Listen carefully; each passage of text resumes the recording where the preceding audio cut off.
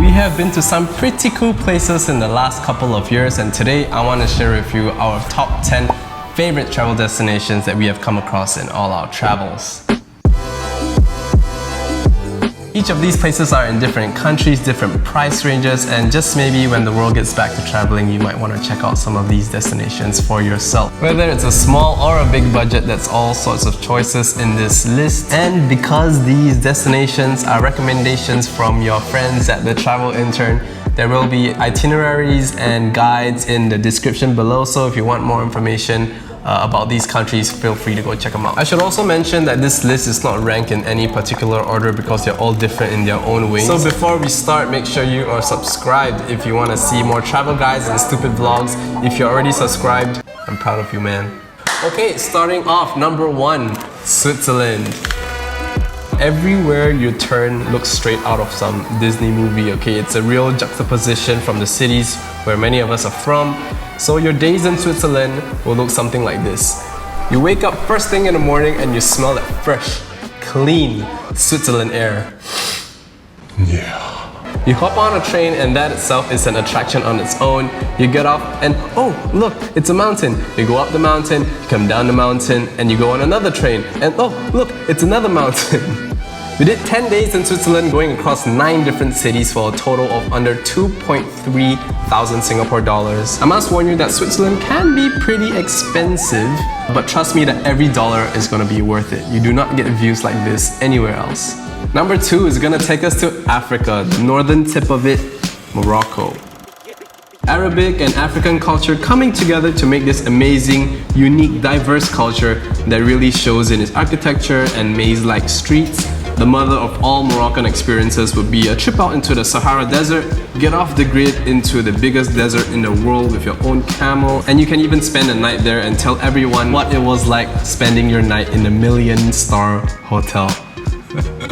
Yeah, I know it's cheesy, okay, I couldn't resist. Alright, next up, Japan, more specifically, Tokyo. So the Travel Intern has been to Japan a whole bunch of times actually. Japan is our most frequently visited country, and it still never ceases to amaze us. Okay, with one of the most efficient public transport systems in the world, it's a breeze getting through all corners of the city. Looking for food? You'll never go hungry as there's mouth-watering food in every corner. Or you're looking for a bit more of a cultural experience? Well, there are many shrines and temples, and you can even dress up in a kimono and tour the city. If you want to get your adrenaline pumping, Fuji-Q has got you covered. Or if you're looking for something a bit more quirky, race along the streets in a go-kart. Or are you looking for a bar where the owner dresses up in a frog suit and he does these really weird performances and he almost sexually harasses you, but it's okay because it's consensual, but you probably get traumatized for the next few weeks? Yeah, Japan has something like that.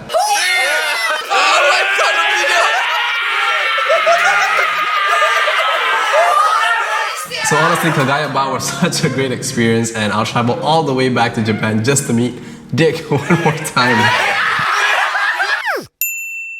Iceland is next on our list. Iceland will take your breath away if the cold doesn't get to you first. I'm talking about climbing massive glaciers, I'm talking about walking amongst icebergs on a lava beach, catching the northern lights.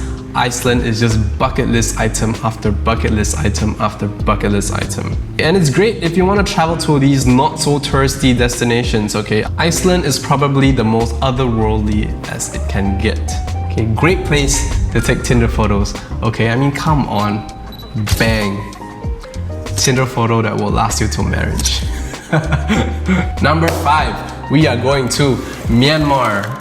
Okay, Myanmar commands your attention and keeps a hold of it effortlessly, okay? Biking through dusty open roads is often rewarded by sick views. You have breathtaking pagodas, you have these lagoons, you have waterfalls with blue-ass water. Our favorite thing there? Our hot air balloon ride over Bagan. Yes, it might be on the expensive side, but hey, you don't have to go all the way to Turkey to experience sick views from your hot air balloon. The ground below is scattered with the view of countless pagodas being lit up by the sun, and if that's not enough, you get a glass of champagne once you land. Pretty bougie, right? It's just water. They don't pay me enough to drink champagne. Give me a raise. Right, next one is for the people who love the outdoors. It is Norway. So one of the most beautiful countries in the world, but not exactly the cheapest unless you know where to look. If you love hiking and you're in Norway for the summer, Trolltunga is probably one of the best hikes in your life. But you really have to love hiking, okay?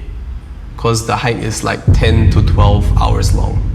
Though you can always opt to camp overnight if you don't want to do the whole thing in one shot. Whichever route you take, you end your long hike with the iconic viewpoint of Trolltunga. Trolltunga is just one of the many amazing views you can get here. You can go on amazing drives along the hairpin bends in Trollstigen, picnic and marvel the views over at the Flydalsjuvet. I'm so sorry, I'm probably butchering the pronunciation.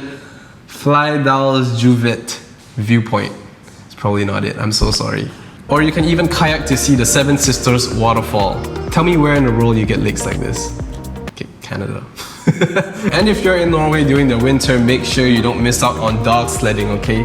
Cute doggos, great views, I don't need to say much else. We are moving from the freezing cold to hot and sunny Vietnam.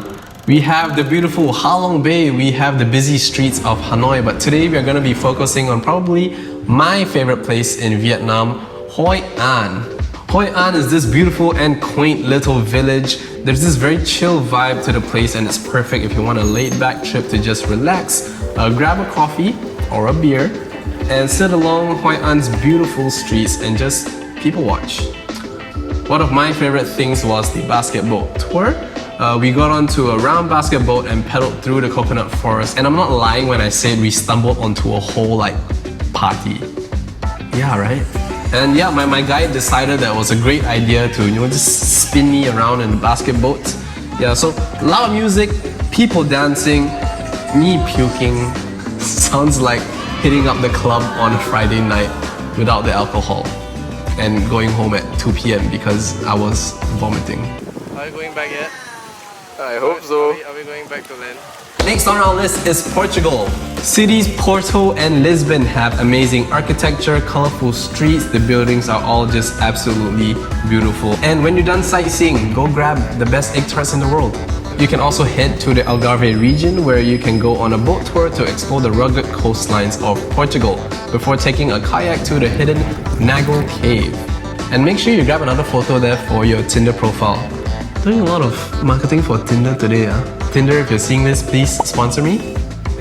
I also forgot to mention that one of the things that make Portugal really appealing is it's pretty affordable relative to most European cities. Okay, so it's a pretty good option if you want to head to Europe but you're on a budget. Getting closer to the end now, next stop we have Dubai. Dubai is actually the city and UAE is the country, and there are so many amazing places to see in the UAE, but for now we'll only be focusing on Dubai. So, Dubai has no chill. You can skydive over the Palm Jumeirah, hang out in the tallest building in the world, the Burj Khalifa, or you can go on a desert safari. Okay, it's pretty insane.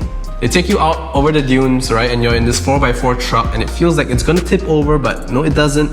This guy just goes flying over the dunes, right? And this guy is freaking driving with just one hand. Okay, it's one hand.